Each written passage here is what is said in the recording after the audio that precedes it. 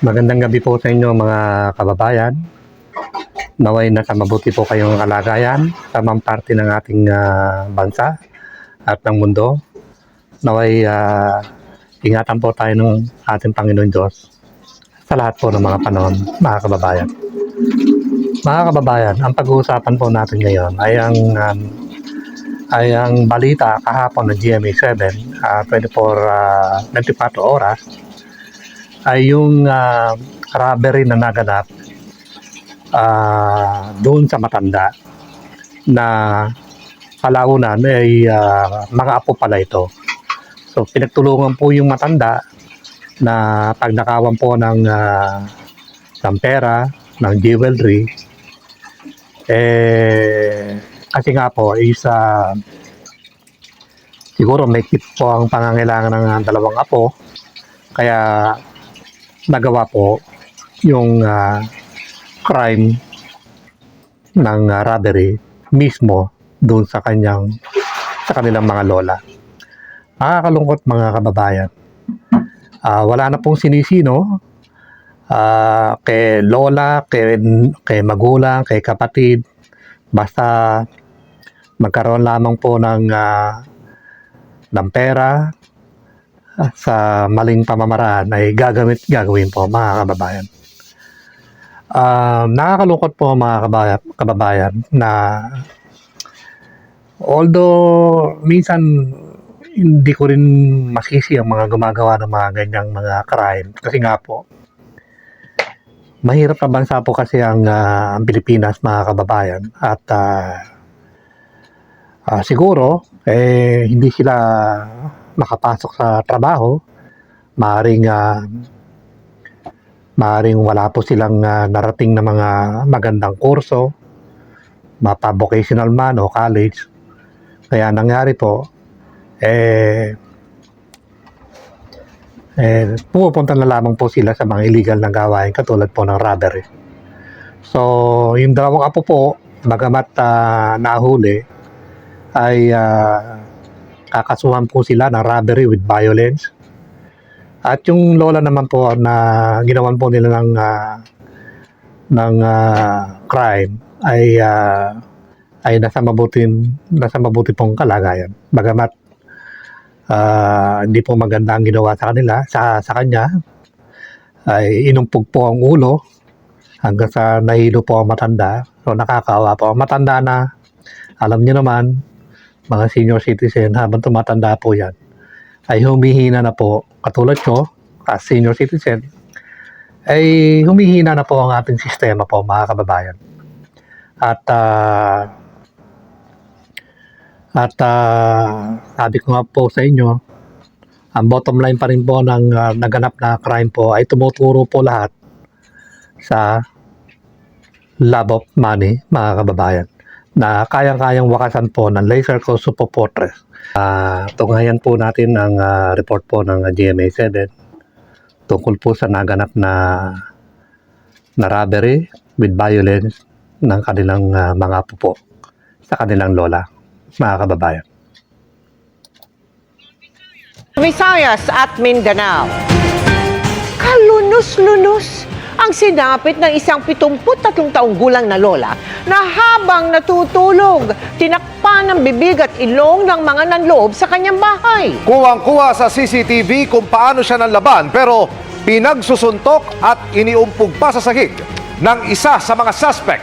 Arestado na ang nanakit, gayon din ang kanyang kasama na pareho palang apo ng biktima. Babala po mga kapuso, sensitibo ang inyong mapapanood. Nakatutok si John Consulta, exclusive. Mahimbing pang natutulog ang 73 anyos na lolang ito sa kanyang bahay sa Manila gabi ng December 3, 2023. Pero maya-maya, makikita sa kuha ng CCTV na may pumasok sa bahay na may bitbit na tila-tela. Pumaymabaw ito sa Matanda at saka tinakpan ang kanyang bibig at ilong. Pero pilit na nilabanan ng lola ang pag-atake. Buong lakas siyang bumaba ng kama para makawala sa pagkakadagan sa kanya. Maririnig din sa CCTV ang pagsigaw ng Matanda. Sa gitna ng pagpupumbuno, bigla nilang pinaghahataw ng kamao sa ulo ang Matanda. Pero di natinag ang lola sa pagsigaw. Noon na siya pwersang iniumpog sa sahig ng 6 na beses na kanyang ikinahilo. Saka naman tumayo ang suspect at kinuha ang pouch ng lola na naglalaman ng pera, alahas at cellphone bago sumibat. Lumabas sa investigasyon na mismong apo ng matanda ang mga nasa likod ng pananakit at panluloob. 22 anyos lang daw ang babaeng umatake sa lola. Naaresto na siya sa Aurora Province makarang makapagsampa ng reklamo at nakapaglabas ng warrant of arrest ang korte. Nahuli naman sa Cavite ang kanyang kasabwat umanong kapatid. Na-recover ang ilan sa mga ninakaw sa matanda. Pananagutan nila kung ano yung nagawa nila. Ang hinaing dito, ang sinampang complaint natin dito is robbery with violence. Hindi na nagbigay ng pahayag ang dalawang naaresto. Para sa GMA Integrated News, John Consulta, nakatutok 24 oras. So, ayan po mga kababayan. Yan po ang report ng GMA7 sa pangyayaring naganap na robbery with violence sa kanilang ng dalawang apo sa kanilang lola, mga kababayan. So mga kababayan, ang robbery po ay tumuturo pa rin sa love of money na ginawa po ng kanilang ng dalawang apo.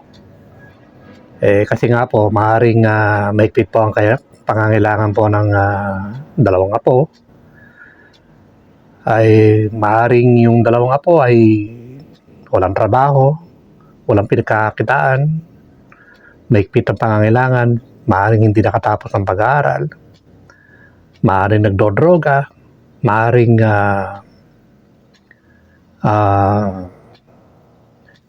hindi man lang nakatuntong ng vocational or college. Kaya wala po silang maisip na mabuting gawin kundi ang pagnakawan o kumuha ng pera ng hindi po kanila, mga kababayan. So, iyan po ang problema natin, mga kababayan, na habang ang mga batas po ay nangungusap lamang. So, crimes and corruption will never end and will continue forever po. So, we need Laser Co Super Fortress na bukod sa ito po ay nangungusap, ay ito rin po ay nakakakita po ng crimes and corruption in real time sa buong population at landmass ng bansa, mga kababayan. Kaya nga po, may iwasan na nga po ang mga robbery kasi nga po, lahat po ng tao under Laser Co Super Fortress magkakaroon na po ng sarili-sariling mga bank account, debit card, smartphone application. So hindi na po gagamit ng physical money na pinag-uugatan po talaga ng crimes and corruption. Tatandaan niyo po sa Laser Co Super Fortress, everything is documented na po in real time. So ano man yung inyong transaction, legal o illegal, so yan po ay recorded in real time po. So kung mayroong nagbabalak na gumawa po ng robbery, pagnanakaw po ng pera, jewelry, yan po ay mahuhuli po ng gobyerno at makakasuhan po ang lalabag po sa crime na yan, mga kababayan. Tatandaan nyo po, dalawa po ang mata ng Laser Co Super Fortress, isa pong transaction at isa pong satellite. So, kung yan po ang ma-implement ng ating gobyerno, ay wala na pong mga ngahas pa ng gumawa ng mga robbery, mga kababayan. Dahil lahat po ng tao dadaan po sa education, training, seminar, workshop bago po i-implement po yan. So, bago i-implement po yan, alam po ng lahat ng mga tao na hindi na po pwedeng gumawa pa ng mga paglabag dahil in real time po ay nakikita po sila ng gobyerno at makakasuhan po ng robbery, mga kababayan. So, yan lamang po at sana'y ingatan po tayo ng Panginoon Diyos sa ng panahon. Salamat po. Also po Fortress ay aalisin na po talaga ang paggamit po ng physical money at gagamit na po tayo ng wireless transaction, mga kababayan. So, ang mangyayari po, ang lahat po ng mga tao ay magkakaroon po ng sariling bank account. Bibigyan po sila ng mga debit card ng mga bangko at application po sa mga smartphone. So, para magamit po yan sa mga transportation, pagbili po sa mga tindahan, sa mga palengke at kahit saan, kahit po sa mga sidewalk vendor. So, yan po ay gagamitin upang maiwasan na nga po ang pagnanakaw po ng pera, mga kababayan.